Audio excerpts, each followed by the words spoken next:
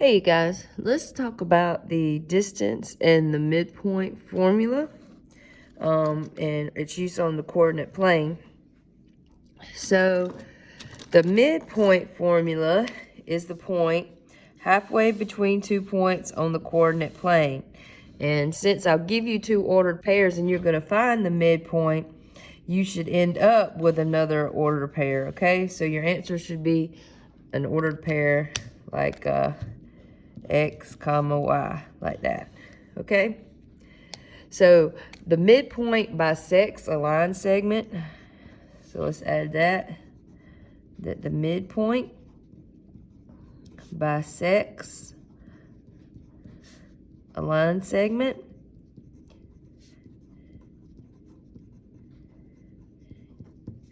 And then bisect is kind of like the word dissect, something you might do in biology, but when it's a line segment, it just cuts it into two equal parts. So when you, I about wrote dissect, when you bisect, that just means to cut into two equal parts. Sorry about the bell. And remember, these things here are called tick marks. And they let us know that this segment is congruent to this segment because this is the midpoint. Okay? All right, the formula for the midpoint is pretty easy if you remember doing averages from middle school. To find the midpoint, all you have to do is average your x coordinates and divide it by 2. You'll have 2 x coordinates, you add them together and divide by 2. And then you average your y coordinates and you divide it by 2. And that's it. That's all you do for the midpoint. So for this one, these are my x coordinates and these are my y coordinates. So I'm going to add my x's, so 3 plus negative 3, and divide those by 2. 3 plus negative 3 is 0, and 0 divided by 2 is 0. So that's my x coordinate for my midpoint. And then to find the y coordinate, I'm going to do the same thing, but with my y value. So 2 plus negative 1 divided by 2. 2 plus negative 1 is 1, and 1 divided by 2 is a half. Or some of you might want to put 0.5, and that's absolutely fine. All right, once you pause it and you try this one. All right, let's go over the next one. Same thing. We're going to find the midpoint, so we're going to average our x coordinates. So negative 4 plus 2 divided by 2. Negative 4 plus 2 is negative 2, and negative 2 divided by 2 is negative 1. Now we'll average our y coordinates. 5 plus negative 1 divided by 2. 5 plus negative 1 is 4, and 4 divided by 2 is 2. And that's my midpoint. Between these 2 points, this is the midpoint. All right, let's look at the next one. It's a little different. For this one, it's giving us one endpoint in the midpoint, and we have to find the other endpoint. So we're just going to use this formula and see what we're missing. So this is an endpoint, and then this is my midpoint. Okay? So this is my x and my y, but I need the other x and y that I used to find it. So I'm going to take my 2 and I added it to some other x coordinate. And when I divided by 2, I got 6. So I don't know what my other endpoint is. So that's why I put that x there. So 2 plus some other x divided by 2 gave me my midpoint, which is 6. And then you solve it. So to get rid of dividing by 2, we multiply by 2. We get 2 plus x equals 12, and I'm pretty sure you know 2 plus what is 12? 10, right? 2 plus 10 is 12, so x has to be 10. So 10 is my x coordinate. Now let's find my y coordinate. So one endpoint has a y coordinate of 7, but I don't know the other endpoint. So 7 plus some other y divided by 2 gives me my y coordinate of my middle point, which is negative 1. And then just like before, to get rid of divided by 2, we multiply by 2. That'll give us 7 plus y equals negative 2. To get rid of a positive 7, we subtract 7. And then same sign, add and keep. We get y equals negative 9.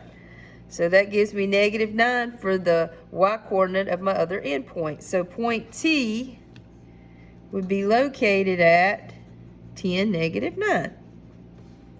Another way you can think about it, and some of my students mentioned, is to go from 2 to 6, I would go up 4. So to get to the other end, I would need to go up 4 more, and 6 plus 4 is 10. It's not so bad with positives. With negatives, you might have to think about a number line. To go from 7 to negative 1, I had to go down 8. So to get to the other end point, I would have to go down 8 more, and negative 1 minus 8 would be negative 9. All right, the other formula in this lesson is the distance formula, and it comes from the Pythagorean theorem. The distance formula is to help you find the distance between two ordered pairs. And when we do worksheets and SAT and things like that, when they say find the length of or find the distance between, you're going to want to use this formula. So the formula is x sub 2 minus x sub 1 squared plus y sub 2 minus y sub 1 squared. But basically, you have two ordered pairs. You find the difference in the x's, you square it. The difference in the y's and square it. Add those together and take the square root. So let's look at an example. For the first one, we've got 2, 5, and 4, 8. So these are my xy and my xy. So I'm going to do the square root of, subtract your x's. So 2 minus 4 squared plus, and then subtract your y's, 5 minus 8 squared. It would not matter if you did 4 minus 2 and 8 minus 5. You would get the exact same answer. So if you'd rather do that, that's cool. So 2 minus 4 would be negative 2 squared, and 5 minus 8 would be negative 3 squared. Now, when you square a negative, it's going to become positive, and you should never get a negative number when you're doing the distance formula. Distance can't be negative. So negative 2 squared is 4, negative 3 squared is 9, and 4 plus 9 is 13. So the length of this segment, PQ, is equal to the square root of 13. And if I wanted to know a decimal, I could plug that in the calculator. If it was a radical we could simplify, we would, but we can't, so we're good. All right, let's do another one. Why don't you pause it and try this one by yourself? All right, let's look at the next one. For this one, this is my xy. And I'm going to do the square root of. So 3 minus 6 squared plus 5 minus 1 squared. So x minus x, y minus y. 3 minus 6 would be negative 3. And 5 minus 1 would be 4. Negative 3 squared is 9. Negative 3 times negative 3 is 9. 4 squared is 4 times 4 is 16. And 9 plus 16 is 25. And the square root of 25 is 5. So the distance between A and B, or the length of the segment AB, is equal to 5 units. All right, we got one more. All right. For this one, we're going to have to count by 2's here. So 2, 4, 6, 8, 10, 12. 2, 4, 6, 8, 10, 12. I know you know how to count by 2's. Negative 8, negative 10, negative 2, negative 4. And I think I'm good. I'm going to kind of stop here. All right, so T is located at 0, 2. So over 0 up 2. Is T, and then R is located at negative 3 up 8, so negative 3, 8. That's my R. So there's this segment. And then U is at negative 2, 2. So that's my U. And E is at 0, negative 4. So that'll be right here. And that is my E. So here's this segment. And they want to know is TR and UE if they are congruent. So to be congruent, they would have to be the same length. They would have to have equal measures, so we'll use the distance formula. So first we're going to find the length of TR. So that would be the square root of, so look at your T and your R and do the X's first. So I've got 0 minus negative 3 squared plus 2 minus 8 squared. So this minus a minus or minus a negative will become a plus. So that'll be the square root of 0 plus 3 is 3, and 3 squared is 9. 2 minus 8 is negative 6, and negative 6 squared is 36. So that's the square root of 45. Now, we can actually simplify this radical. I could think of the square root of 45 as the square root of 9 times the square root of 5. You want to think of the biggest perfect square that divides evenly into 45. The square root of 9 is 3, so that's 3 times the square root of 5. So now we need to find the length of the segment UE. So here's U and E. So UE would be equal to the square root of, so we'll do our x's first, negative 2 minus 0, negative 2 minus 0 squared plus, and then our y coordinates 2 minus negative 4, 2 minus negative 4 squared. And then negative 2 minus 0 is negative 2, and negative 2 squared, or negative 2 times negative 2 is 4, plus 2 minus negative 4, the minus and the negative will make a plus. So 2 plus 4 is 6, and 6 squared is 36. And 4 plus 36 is 40. So that's equal to the square root of 40.